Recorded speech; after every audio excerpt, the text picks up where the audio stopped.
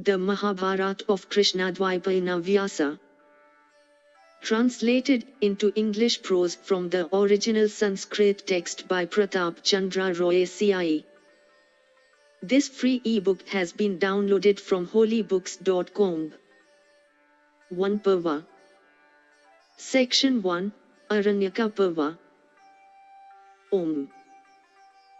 Having bowed down to Narayana, and Nara the foremost of male beings, and the goddess Saraswati also, must the word Jaya be uttered. Janamejaya said, O thou foremost of regenerate ones, deceitfully defeated at dice by the sons of Dhritarashtra and their counselors, incensed by those wicked ones that thus brought about a fierce animosity, and addressed in language that was so cruel, what did the Kuru princes, my ancestors the sons of Pritha then do? How also did the sons of Pritha, equal unto Sakra in prowess, deprived of affluence and suddenly overwhelmed with misery, pass their days in the forest? Who followed the steps of those princes plunged in excess of affliction? And how did those high-souled ones bear themselves and derive their sustenance, and where did they put up? And, O illustrious ascetic and foremost of Brahmanas, how did those 12 years of exile of those warriors who were slayers of foes, pass away in the forest? And undeserving of pain, how did that princess, the best of her sex, devoted to her husbands, eminently virtuous, and always speaking the truth, endure that painful exile in the forest? Thou of ascetic wealth, tell me all this in detail, for, O Brahmana, I desire to hear thee narrate the history of those heroes possessed of abundant prowess and luster. Truly my curiosity is great. Vasampayana said, thus defeated at dice and incensed by the wicked sons of Dhritarashtra and their counselors, the sons of Pritha set out from Hastinapura, and issuing through Vardhamna, gate of the city, the Pandavas bearing their weapons and accompanied by Draupadi set out in a northerly direction. Indrasena and others, with servants numbering altogether 14, with their wives, followed them on swift cars.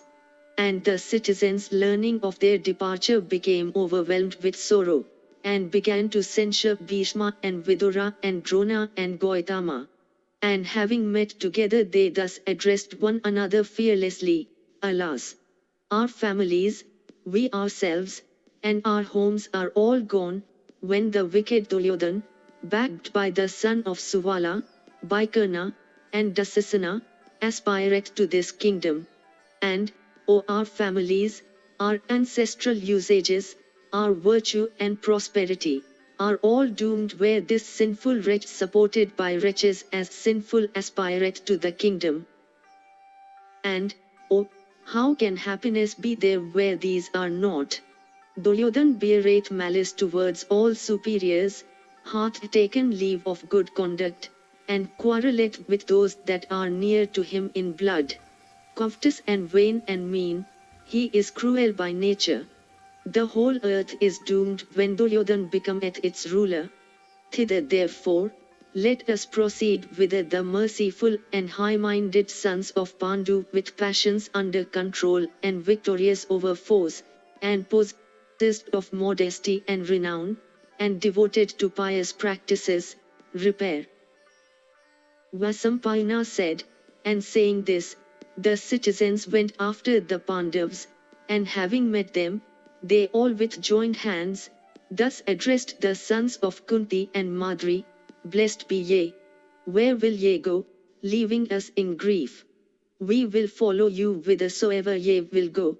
Surely have we been distressed upon learning that ye have been deceitfully vanquished by relentless enemies. It behoveth you not to forsake us that are your loving subjects and devoted friends, always seeking your welfare and employed in doing what is agreeable to you. We desire not to be overwhelmed in certain destruction living in the dominions of the Kuru king. Ye bulls among men, Listen as we indicate the merits and demerits springing respectively from association with what is good and bad.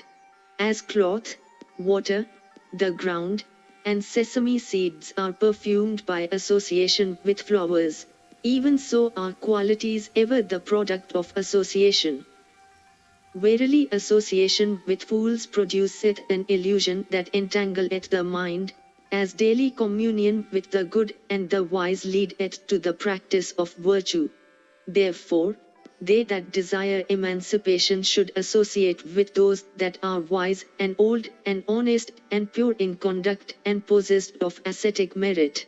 They should be waited upon whose triple possessions, viz., knowledge of the Vedas, origin and acts, are all pure, and association with them is even superior to the study of the scriptures. Devoid of the religious acts as we are, we shall yet reap religious merit by association with the righteous, as we should come by sin by waiting upon the sinful.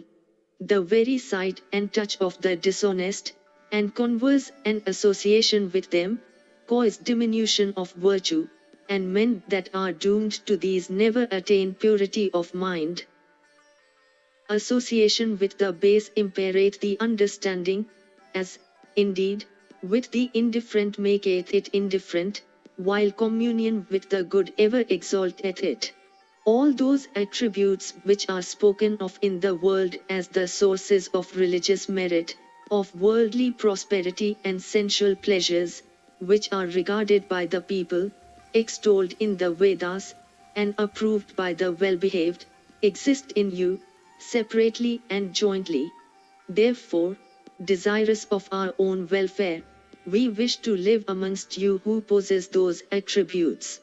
Yudhishthira said, "Blessed are we since the people with the Brahmanas at their head, moved by affection and compassion credit us with merits we have not. I however, with my brothers, would ask all of you to do one thing. Ye should not, through affection and pity for us, act otherwise. Our grandfather Bhishma, the king, Dhritarashtra, Vidura, my mother and most of my well-wishers, are all in the city of Hastinapura. Therefore, if ye are minded to seek our welfare, cherish ye them with care, uniting together as they are overwhelmed with sorrow and afflictions. Grieved at our departure, ye have come far. Go ye back, and let your hearts be directed with tenderness towards the relatives I entrust to you as pledges. This, of all others, is the one act upon which my heart is set, and by doing this ye would give me great satisfaction and pay me your best regards." Vasampayana continued, thus exhorted by Yudhishthira the just, the people in a body set up a loud wail exclaiming, "Alas, King!" And afflicted and overwhelmed with sorrow on remembering the virtues of Pritha's son, they unwillingly retraced their steps asking leave of the Pandavas. The citizens having ceased to follow, the Pandavas ascended their cars, and setting out reached the site of the mighty banyan tree called Pwaman on the banks of the Ganges. And reaching the site of the banyan about the close of the day, the heroic sons of Pandu purified themselves by touching the sacred water, and passed the night there. And afflicted with woe they spent that night taking water alone as their sole sustenance. Certain Brahmanas belonging to both classes, viz., those that maintained the sacrificial fire and those that maintained it not, who had, with their disciples and relatives, out of affection followed the Pandavas thither also passed the night with them. And surrounded by those utterers of Brahma, the king shone resplendent in their midst. And that evening, at once beautiful and terrible, those Brahmanas, having lighted their sacred fires, began to chant the Vedas and hold mutual converse. And those foremost of Brahmanas, with swan-sweet voices spent the night, comforting that best of Kurus the king. And thus ends the first section in the Aranyaka Parva of the Vana Parva. Section 2, Aranyaka Parva continued. Vasampayana said, when that night passed away and day broke in, those Brahmanas who supported themselves by mendicancy, stood before the Pandavas of exalted deeds, who were about to enter the forest.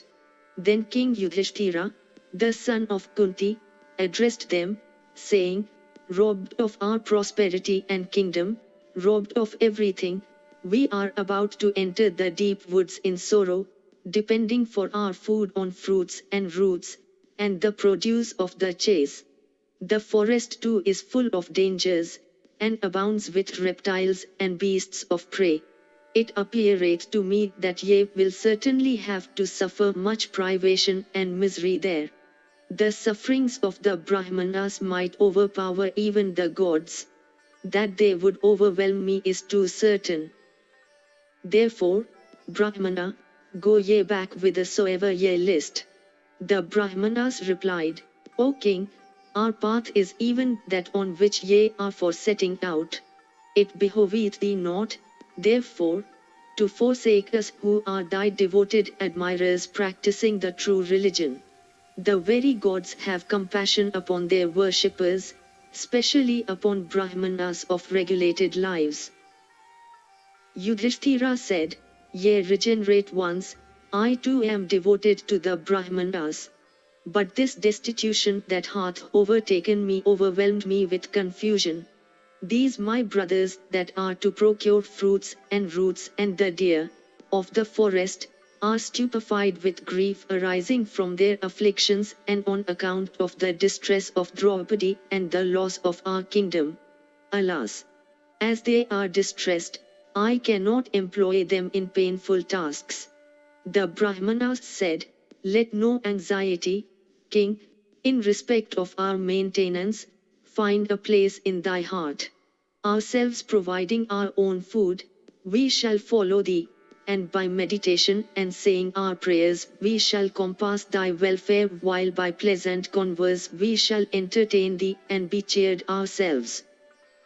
Yudhishthira said, without doubt, it must be as ye say, for I am ever pleased with the company of the regenerate ones. But my fallen condition maketh me behold in myself an object of reproach. How shall I behold you all, that do not deserve to bear trouble, out of love for me painfully subsisting upon food procured by your own toil? Oh, fie upon the wicked sons of Dhritarashtra! Vasampayana continued, saying this, the weeping king sat himself down upon the ground. Then a learned Brahmana, Soinka by name, versed in self-knowledge and skilled in the Sankhya system of yoga, addressed the king, saying, causes of grief by thousands, and causes of fear by hundreds, day after day, overwhelm the ignorant but not the wise.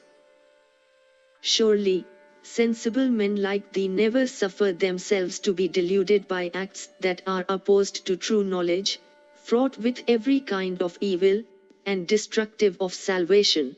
O king, in thee dwelleth that understanding furnished with the 8 attributes which is said to be capable of providing against all evils and which resulteth from a study of the Shruti, Vedas, and scriptures. And men like unto thee are never stupefied, on the accession of poverty or an affliction overtaking their friends, through bodily or mental uneasiness. Listen. I shall tell the slokas which were chanted of old by the illustrious Janaka touching the subject of controlling the self. This world is afflicted with both bodily and mental suffering. Listen now to the means of allaying it as I indicate them both briefly and in detail. Disease, contact with painful things, toil and want of objects desired, these are the 4 causes that induce bodily suffering. And as regards disease, it may be allayed by the application of medicine, while mental ailments are cured by seeking to forget them by yoga meditation. For this reason sensible physicians first seek to allay the mental sufferings of their patients by agreeable converse and the offer of desirable objects. And as a hot iron bar thrust into a jar maketh the water therein hot, even so doth mental grief bring on bodily agony. And as water quencheth fire, so doth true knowledge allay mental disquietude. And the mind attaining ease, the body findeth ease also. It seemeth that affection is the root of all mental sorrow. It is affection that maketh every creature miserable and bringeth on every kind of woe. Verily affection is the root of all misery and of all fear, of joy and grief, of every kind of pain. From affection spring all purposes, and it is from affection that spring the love of worldly goods. Both of these, latter, are sources of evil, though the first, our purposes, is worse than the second. And as a small portion of fire thrust into the hollow of a tree consumeth the tree itself to its roots, even so affection, ever so little, destroyeth both virtue and profit. He cannot be regarded to have renounced the world who hath merely withdrawn from worldly possessions. He, however, who though in actual contact with the world regardeth its faults, may be said to have truly renounced the world. Freed from every evil passion, soul dependent on nothing, with such a one hath truly renounced the world. Therefore, should no one seek to place his affections on either friends or the wealth he hath earned. And so should affection for one's own person be extinguished by knowledge. Like the lotus leaf that is never drenched by water, the souls of men capable of distinguishing between the ephemeral and the everlasting, of men devoted to the pursuit of the eternal, conversant with the scriptures and purified by knowledge, can never be moved by affection. The man that is influenced by affection is tortured by desire, and from the desire that springeth up in his heart his thirst for worldly possessions increaseth. Verily, this thirst is sinful and is regarded as the source of all anxieties. It is this terrible thirst, fraught with sin, that leaneth unto unrighteous acts. Those find happiness that can renounce this thirst, which can never be renounced by the wicked, which decayeth not with the decay of the body, and which is truly a fatal disease. It hath neither beginning nor end. Dwelling within the heart, it destroyeth creatures, like a fire of incorporeal origin. And as a faggot of wood is consumed by the fire that is fed by itself, even so doth the person of impure soul find destruction from the covetousness born of his heart. And as creatures endued with life have ever a dread of death, so men of wealth are in constant apprehension of the king and the thief, of water and fire, and even of their relatives. And as a morsel of meat, if in air, may be devoured by birds, if on ground by beasts of prey, and if in water by the fishes, even so is the man of wealth exposed to dangers wherever he may be. To many the wealth they own is their bane, and he that beholding happiness in wealth becometh wedded to it, knoweth not true happiness. And hence a cession of wealth is viewed as that which increaseth covetousness and folly. Indeed, wealth alone is the root of niggardliness and boastfulness, pride and fear and anxiety. These are the miseries of men that the wise see in riches. Men undergo infinite miseries in the acquisition and retention of wealth. Its expenditure also is fraught with grief. Nay, sometimes, life itself is lost for the sake of wealth. The abandonment of wealth produces misery, and even they that are cherished by one's wealth become enemies for the sake of that wealth. When therefore, the possession of wealth is fraught with such misery, one should not mind its loss. It is the ignorant alone who are discontented. The wise, however, are always content. The thirst of wealth can never be assuaged. Contentment is the highest happiness, therefore, it is that the wise regard contentment as the highest object of pursuit. The wise, knowing the instability of youth and beauty, of life and treasure hoards, of prosperity and the company of the loved ones, never covet them. Therefore, one should refrain from the acquisition of wealth, bearing the pain incident to it. None that is rich is free from trouble, and it is for this that the virtuous applaud them that are free from the desire of wealth. And as regards those that pursue wealth for purposes of virtue, it is better for them to refrain altogether from such pursuit, for, surely, it is better not to touch mire at all than to wash it off after having been besmeared with it.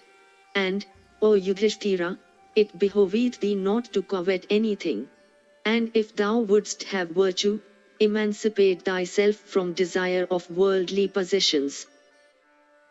Yudhishthira said, O Brahmana, this my desire of wealth is not for enjoying it when obtained. It is only for the support of the Brahmanas that I desire it, and not because I am actuated by avarice.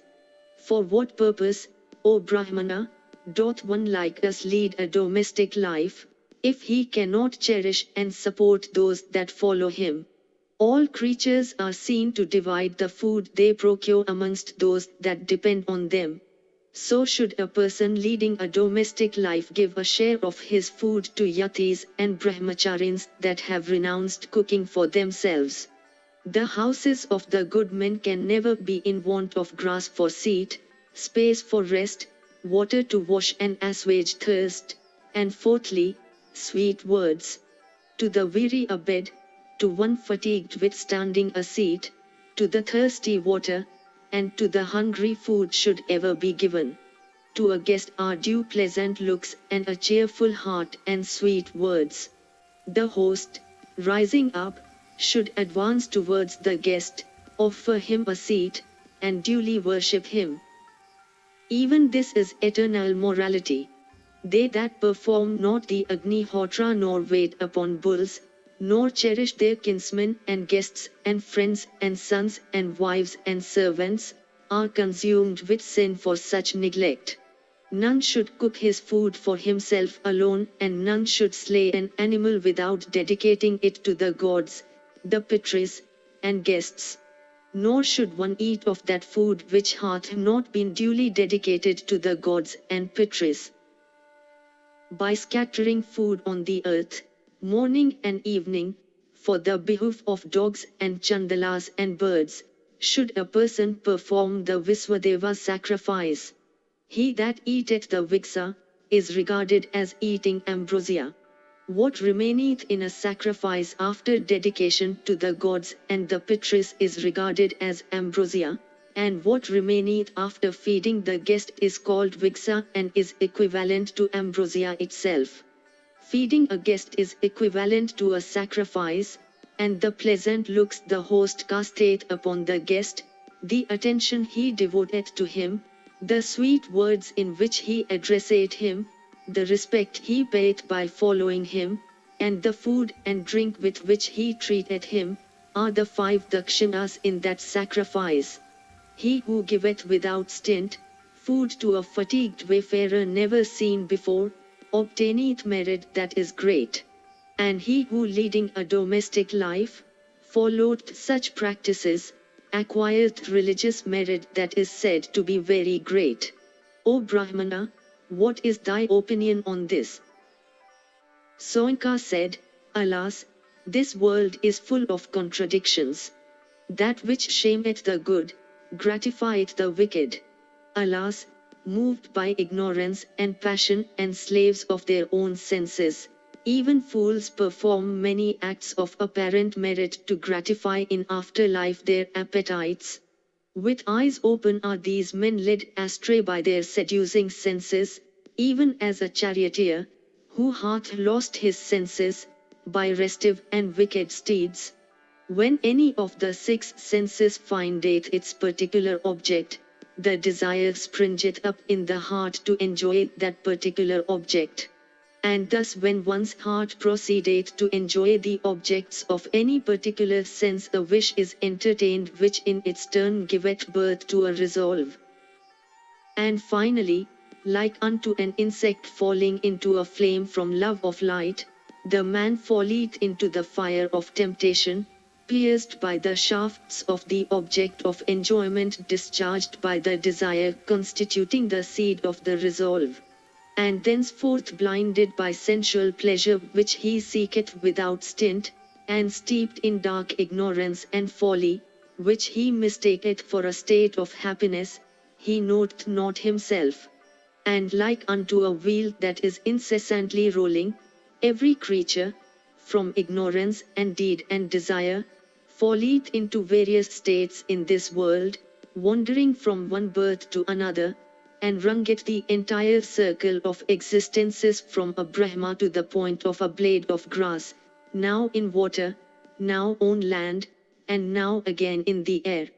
This then is the career of those that are without knowledge. Listen now to the course of the wise, they that are intent on profitable virtue and are desirous of emancipation. The Vedas enjoin act but renounce interest in action.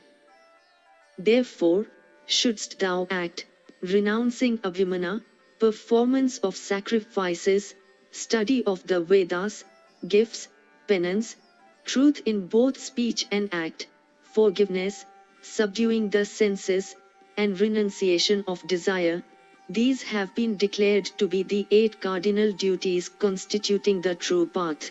Of these, the 4 first paved the way to the world of the Pitris, and these should be practiced without abhimana.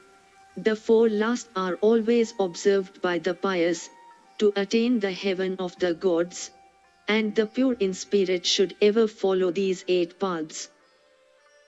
Those who wish to subdue the world for purpose of salvation, should ever act fully renouncing motives, effectually subduing their senses, rigidly observing particular vows, devotedly serving their preceptors, austerely regulating their fare, diligently studying the Vedas, renouncing action as mean and restraining their hearts. By renouncing desire and aversion, the gods have attained prosperity. It is by virtue of their wealth of yoga that the Budras, and the Sadhyas, and the Adityas and Dovasis, and the twins Aswins, rule the creatures. Therefore, son of Kunti, like unto them do thou, O Bharata, entirely refraining from action with motive, strive to attain success in yoga and by ascetic austerities. Thou hast already achieved such success so far as thy debts to thy ancestors, both male and female concerned, and that success also which is derived from action, sacrifices. Do thou, for serving the regenerate ones, endeavor to attain success in penances. Those that are crowned with ascetic success can, by virtue of that success, do whatever they list. Do thou, therefore, practicing asceticism, realize all thy wishes. Thus ends the 2nd section in the Aranyaka Parva of the Vana.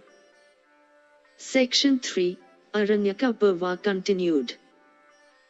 Vasampayana said, Yudhishthira the son of Kunti, thus addressed by Soinka, approached his priest and in the midst of his brothers said, The Brahmanas versed in the Vedas are following me who am departing for the forest. Afflicted with many calamities, I am unable to support them. I cannot abandon them, nor have I the power to offer them sustenance. Tell me, Holy One, what should be done by me in such a pass? Vasampayana said, after reflecting for a moment, seeking to find out the proper course by his yoga powers, Dharmya, that foremost of all virtuous men, addressed Yudhishthira in these words, In days of old, all living beings that had been created were sorely afflicted with hunger. And like a father unto all of them, Savita, the son, took compassion upon them. And going first into the northern declension, the son drew up water by his race, and coming back to the southern declension, stayed over the earth, with his heat centered in himself.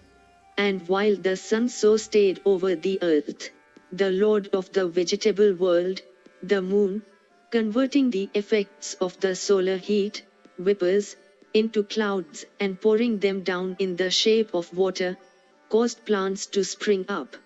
Thus it is the sun himself who, drenched by the lunar influence, is transformed, upon the sprouting of seeds, into holy vegetable furnished with the six tastes.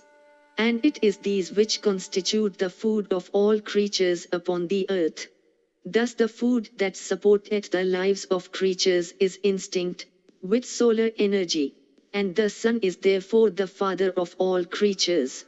Do thou, hence, O Yudhishthira, take refuge even in him. All illustrious monarchs of pure descent and deeds are known to have delivered their people by practicing high asceticism. The great Kartavirya, and Vanya and Nahusha, had all, by virtue of ascetic meditation preceded by woes, delivered their people from heavy afflictions. Therefore, O virtuous one, as thou art purified by the acts, do thou likewise, entering upon a life of austerities, Bharata, virtuously support the regenerate ones. Janamejaya said, how did that bull among the Kurus, King Yudhishthira, for the sake of the Brahmanas adore the son of wonderful appearance? Vasampayana said, listen attentively, King, purifying thyself and withdrawing thy mind from every other thing. And, O King of Kings, appoint thou a time. I will tell thee everything in detail. And, illustrious one, listen to the 108 names of the sun as they were disclosed of old by Dharmya to the high-souled son of Pritha. Dharmya said, Surya, Ayaman, Bhaga, Twastri, Pusha, Aka, Savitri, Evi, Gabastimat, Aja, Kala, Mrityu, Datri, Prabhakra, Prithibi, Apa, Teja, Ha, Vayu, the soul stay, Soma, Vrihaspati, Sukra, Buddha, Angaka, Indra, Vivasvat, Diptanshu, Suchi, Sorai, Sanechara, Brahma, Vishnu, Budra, Skanda, Vaisravana, Yam, Vaidyutagni, Jatharagni, Aindana, Tej Sampati, Dharmandvaja, Vedakatri, Vedanga, Vedavhana, Krita, Tretha, Dwapra, Kali, full of every impurity, Kala, Kastha, Muhurta, Chapa, Yam, and Kshana. Samvatsara Kera, Aswatha, Kalachakra, Bibavasu, Purusha, Saswata, Yogin, Vyakta, Sanatna, Kaladhyaksha, Prajadhyaksha, Viswakarma, Tamaunda, Varuna, Sagra, Ansu, Jimuta, Jivna, Arihan, Bhutasra, Bhutapti, Sarastri, Samvartaka, Vanhi, Savadi, Alolupa, Ananta, Kapila, Bhanu, Kanala, Sarvatomukha, Jaya, Visala, Varada, Manas, Suparna, Bhutapuri, Sairaga, Prandana, Dhanvantari, Dhumeketu, Adideva, Aditisuta, Dwadasatman, Arvindaksha, Pitri, Matri, Pitamaha, Swagadwara, Prajadwara, Mokshadwara, Tripistafa, Dehakati, Prasantatman, Viswatman, Viswatomukha, Characharatman, Suksmatman, the merciful Maitreya. These are the 108 names of Surya of immeasurable energy, as told by the self-created Brahma. For the acquisition of prosperity, I bow down to thee, O Bhaskar, blazing like unto gold or fire, who is worshipped of the gods and the Pitris and the Yakas, and who is adored by Asuras, Nisacharas, and Siddhas.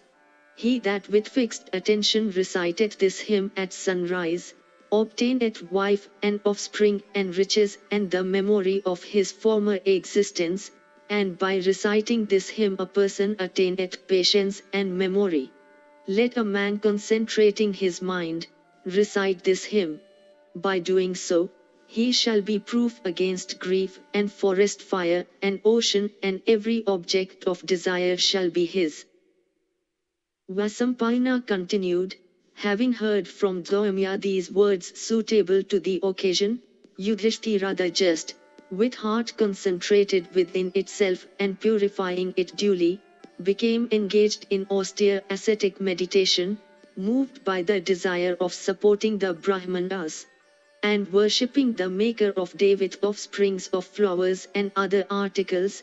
The king performed his ablutions, and standing in the stream, he turned his face towards the god of day, and touching the water of the Ganges, the virtuous Yudhishthira, with senses under complete control and depending upon air alone for his sustenance, stood there with rapt soul engaged in pranayama.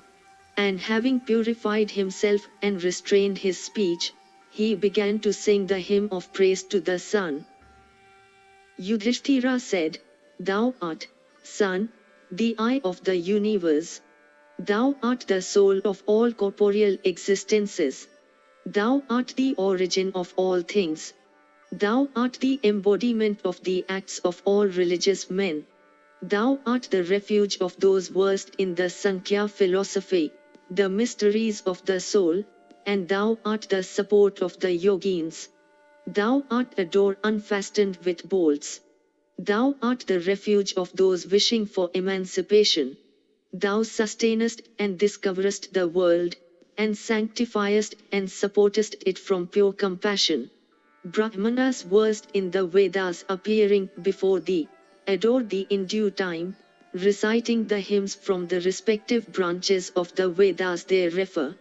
Thou art the adored of the Rishis, the Siddhas, and the Charanas, and the Gandharvas, and the Yakshas, and the Guhaikas, and the Nagas, desirous of obtaining boons, follow thy car coursing through the skies. The 33 gods with Upendra, Vishnu, and Mahendra, and the order of Vamanikas have attained success by worshipping thee. By offering thee garlands of the celestial mandaras, the best of the Vidyadharas have obtained all their desires.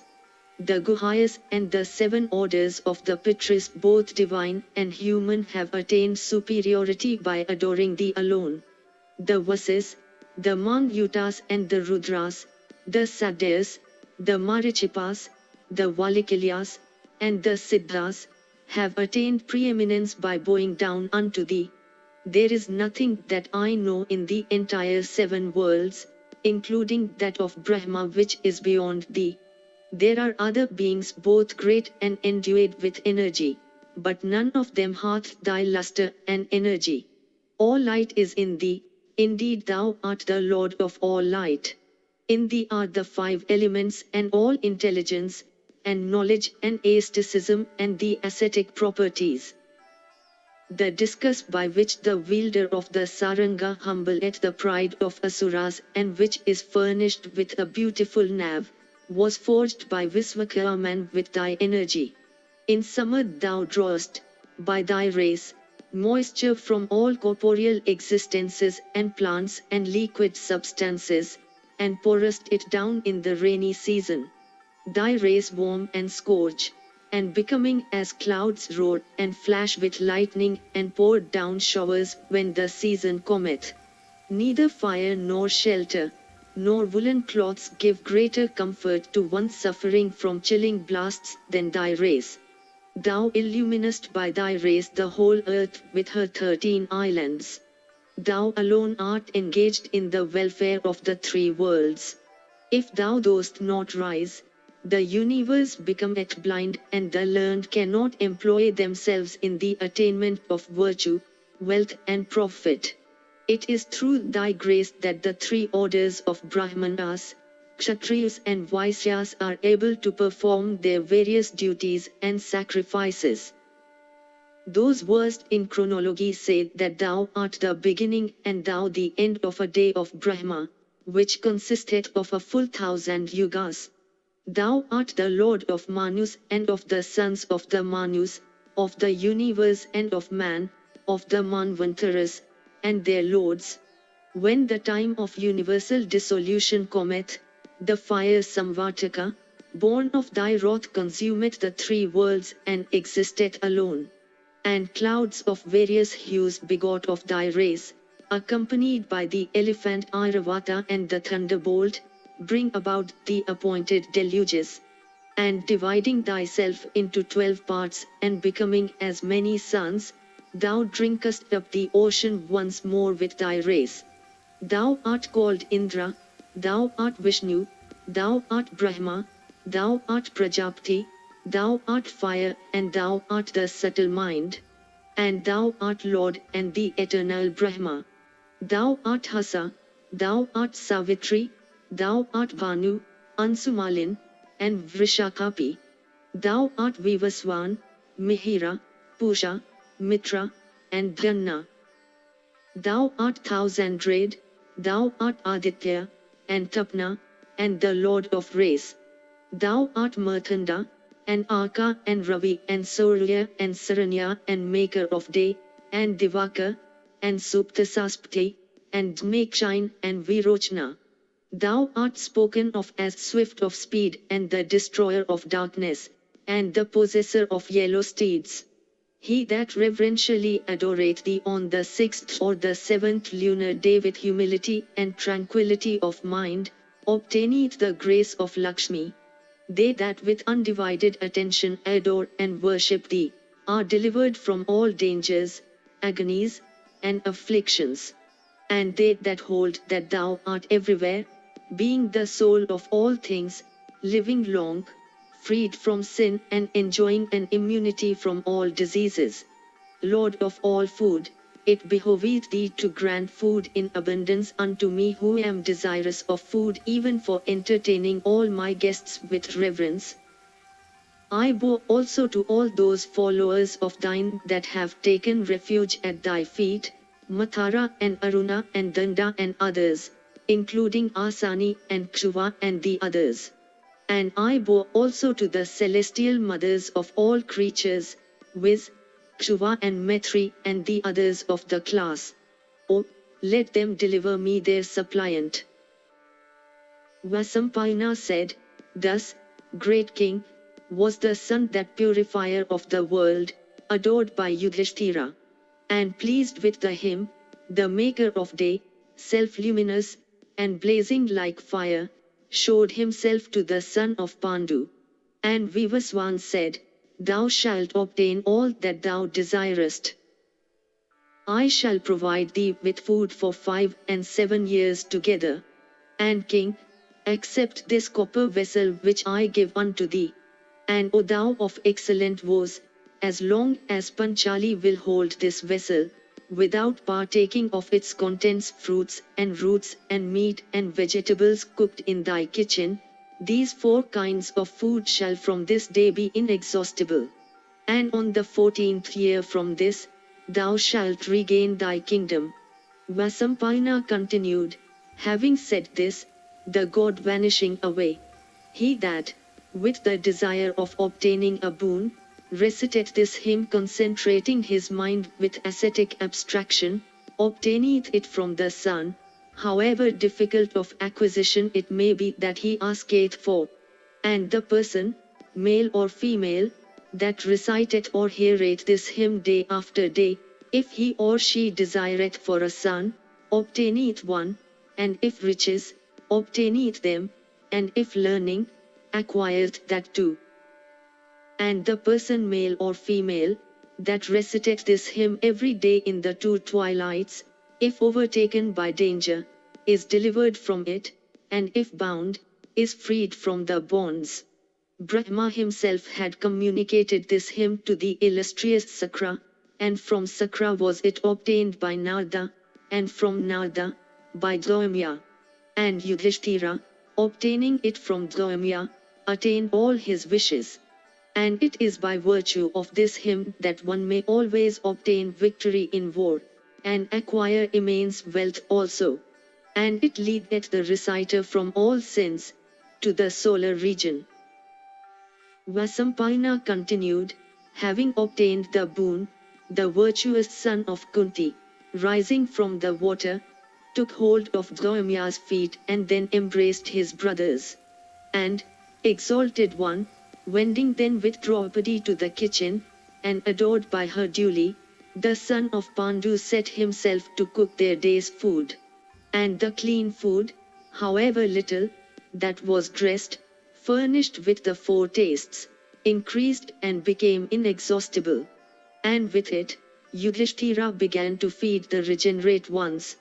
And after the Brahmanas had been fed, and his younger brothers also, Yudhishthira himself ate of the food that remained, and which is called Viksa. And after Yudhishthira had eaten, the daughter of Prishata took what remained. And after she had taken her meal, the day's food became exhausted.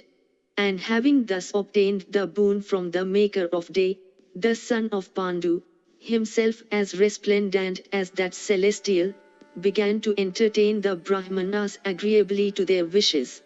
And obedient to their priest, the sons of Pritha, on auspicious lunar days and constellations and conjunctions, performed sacrifices according to the ordinance, the scriptures, and the mantras. After the sacrifices, the sons of Pandu, blessed by the auspicious rites performed by Draumya and accompanied by him, and surrounded also by the Brahmanas, set out for the woods of Kamyak. Thus ends the third section in the Aranyaka Parva of the Vana Parva. Section 4, Aranyaka Parva continued. Vasampayana said, after the Pandavas had gone to the forest, Dhritarashtra the son of Amvika, whose knowledge was his eye, became exceedingly sorrowful. And seated at his ease the king addressed these words to the virtuous Vidura of profound intelligence, thy understanding is as clear as that of Bhargava. Thou knowest also all the subtleties of morality, and thou lookest on all the Kauravas with an equal eye. O tell me what is proper for me and them. Vidura, things having thus taken their course, what should we do now? How may I secure the goodwill of the citizens so that they may not destroy us to the roots? O, tell us all, since thou art conversant with every excellent expedient. Vidura said, the threefold purposes, O king, viz., profit, pleasure, and salvation, have their foundations in virtue, and the sages say that a kingdom also standeth on virtue as its basis. Therefore, monarch, according to the best of thy power, cherish thou virtuously thy own sons and those of Pandu. That virtue had been beguiled by wicked souls with Suvala's son at their head, when thy sons invited the righteous Yudhishthira and defeated him in the match at dice. O king, of this deed of utter iniquity I behold this expiation whereby, O chief of the Kurus, thy son, freed from sin, may win back his position among good men. Let the sons of Pandu obtain that which was given unto them by thee. For, verily, even this is the highest morality, that a king should remain content with his own, and never covet another's possessions. Thy good name then would not suffer, nor would family dissensions ensue, nor unrighteousness be thine. This then is thy prime duty now, to gratify the Pandavas and disgrace Sakuni. If thou wishest to restore to thy sons the good fortune they have lost, then, O king, do thou speedily adopt this line of conduct. If thou dost not act so, the Kurus will surely meet with destruction, for neither Bhimsena nor Arjuna, if angry, will leave any of their foes unslain. What is there in the world which is unattainable to those who count among their warriors Savyasachin skilled in arms, who have the Gandiva, the most powerful of all weapons in the world, for their bow, and who have amongst them the mighty Bhima also as a warrior? Formerly, as soon as thy son was born, I told thee, forsake thou this inauspicious child of thine. Herein lieth the good of thy race, but thou didst not then act accordingly. Nor also, O king, have I pointed out to thee the way of thy welfare. If thou doest as I have counselled, thou shalt not have to repent afterwards. If thy son consent to reign in peace jointly with the sons of Pandu, passing thy days in joy, thou shalt not have to repent. Should it be otherwise, abandon thou thy child for thy own happiness. Putting Duryodhan aside, do thou instill the son of Pandu in the sovereignty, and let, O king, Ajatasattu, free from passion, rule the earth virtuously. All the kings of the earth then, like Vaisyas, will without delay pay homage unto us. And, O king, let Duryodhan and Sakuni and Karna with alacrity wait upon the Pandavas. And let Dasasana, in open court, ask forgiveness of Bhimsena and of the daughter of Drupda also. And do thou pacify Yudhishthira by placing him on the throne with every mark of respect. Asked by thee, what else can I counsel thee to do? By doing this, O monarch, thou wouldst do what was proper. Dhritarashtra said, these words, Vidura, then thou hast spoken in this assembly, with reference to the Pandavas and myself, are for their good but not for ours. My mind doth not approve them. How hast thou settled all this in thy mind now? When thou hast spoken all this on behalf of the Pandavas, I perceive that thou art not friendly to me. How can I abandon my son for the sake of the sons of Pandu? Doubtless they are my sons, but Duryodhan is sprung from my body. Who then, speaking with impartiality, will ever counsel me to renounce my own body for the sake of others? Vidura, all that thou sayest is crooked, although I hold thee in high esteem. Stay or go as thou likest. However much may she be humoured, an unchaste wife forsaketh her husband. Vasampayana said, O king, saying this, Dhritarashtra rose suddenly and went into the inner apartments. And Vidura, saying, this race is doomed, went away to where the sons of Pritha were. Thus ends the fourth section in the Aranyaka Parva of the Vana Parva. Section 5, Aranyaka Parva continued. Vasampayana said, desirous of living in the forest, those bulls of the Bharata race, the Pandavas, with their followers, setting out from the banks of the Ganges went to the field of Kurukshetra. And performing their ablutions in the Saraswati, the Drisadvati and the Yamuna, they went from one forest to another, travelling in a westerly direction. And at length they saw before them the woods, Kamyak, the favourite haunt of Munis, situated by a level and wild plain on the banks of the Saraswati.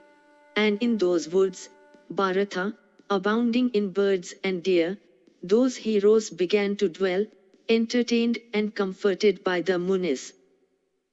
And Vidura, always longing to see the Pandavas, went in a single car to the Kamyak woods abounding in every good thing. And arriving at Kamyak on a car drawn by swift steeds, he saw Yudhishthira the just, sitting with Draupadi at a retired spot, surrounded by his brothers and the Brahmanas. And seeing Vidura approach from a distance with swift steps, the virtuous king addressed brother Bhimsena, saying, with what message doth Kshatta come to us? Doth he come hither, dispatched by Sakuni, to invite us again to a game of dice? Doth the little-minded Sakuni intend to win again our weapons at dice? Bhimsena, challenged by anyone addressing me, come, I am unable to stay. And if our possession of the Gandiva becomes doubtful, will not the acquisition of our kingdom also be so? Vasampayana said, O king, the Pandavas then rose up and welcomed Vidura. And received by them, that descendant of the Ajamida line, Vidura, sat in their midst and made the usual enquiries, and after Vidura had rested a while, those bulls among men asked him the reason of his coming. And Vidura began to relate unto them in detail everything connected with the bearing of Dhritarashtra the son of Amvika. Vidura said, O Ajatasattu, Dhritarashtra called me, his dependent, before him and honoring me duly said, things have fared thus. Now, do thou tell me what is good for the Pandavas as well as for me. I pointed out what was beneficial to both the Kauravas and Dhritarashtra. But what I said was not relished by him, nor could I hit upon any other course. What I advised was, Pandavas, highly beneficial, but the son of Amvika heeded me not. Even as medicine recommendeth itself not to one that is ill, so my words failed to please the king. And, O thou without a foe, as an unchaste wife in the family of a man of pure descent cannot be brought back to the path of virtue, so I failed to bring Dhritarashtra back. Indeed, as a young damsel doth not like a husband of 60, even so Dhritarashtra did not like my words. Surely, destruction will overtake the Kuru race, surely Dhritarashtra will never acquire good fortune. For as water dropped on a lotus leaf doth not remain there, my counsels will fail to produce any effect to Dhritarashtra. The incensed Dhritarashtra told me, Bharata, go thou thither where thou likest. Never more shall I seek thy aid in ruling the earth or my capital. Best of monarchs, forsaken by King Dhritarashtra, I come to thee for tendering good counsel.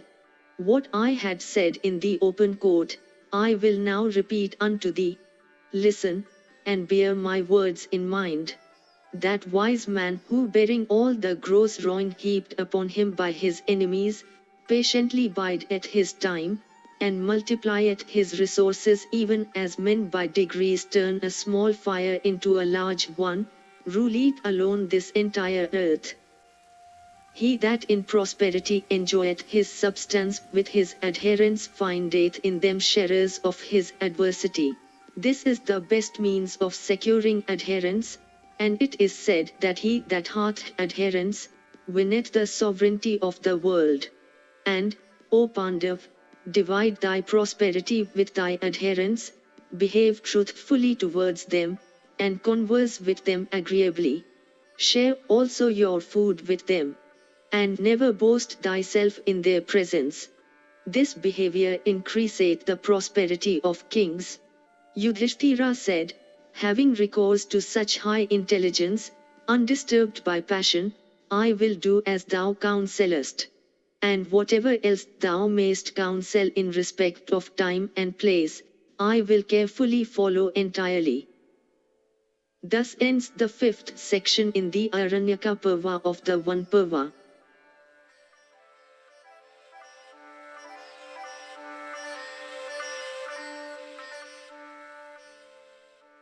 If you enjoyed this audiobook, please like and subscribe to be notified of when new audiobooks are uploaded. Thank you for listening and learning. Shanti.